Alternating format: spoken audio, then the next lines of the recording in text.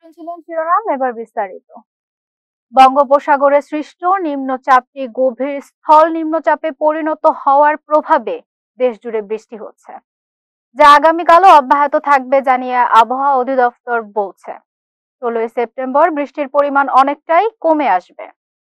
অব্যাহত বৃষ্টিতে বন্যা দুর্গত এলাকায় পানি কিছুটা বাড়লেও বড় কোনো প্রভাব পড়ার আশঙ্কা নেই বলছে সংস্থাটি। নিম্নচাপের প্রভাবে শুরু হওয়া বৃষ্টিতে কাজের প্রয়োজনে ঘরের বাইরে বের হয়ে অনেকটা সংকটে পড়তে হয় মানুষজনকে। যদিও সাময়িক সেই ভোগান্তির থেকে গত কয়েকদিনের ভ্যাপসা গরম থেকে মুক্তির স্বস্তি ছিল বেশি। হঠাৎ এমন বৃষ্টির জন্য গভীর নিম্নচাপকে দায়ী করেছে আবহাওয়া অধিদপ্তর। গভীর স্থল নিম্নচাপ আকারে নিম্নচাপটির অবস্থান যশোর অঞ্চলে হলেও এটি ক্রমশ ভারতের পশ্চিমবঙ্গের দিকে সরে যাবে।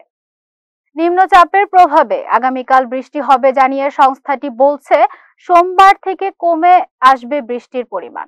ভারী বর্ষণের প্রভাবে বন্যা দুর্গত এলাকায় পানির পরিমাণ কিছুটা বাড়লেও বন্যা পরিস্থিতির ওপর কোনো প্রভাবের শঙ্কা নেই। শুক্রবার সকাল 9টা থেকে শনিবার সকাল 9টা পর্যন্ত 24 ঘন্টায় দেশের সর্বোচ্চ বৃষ্টি হয়েছে কক্সবাজারে 223 মিলিমিটার। একই সময় রাজধানীতে বৃষ্টির পরিমাণ ছিল 10 মিলিমিটার।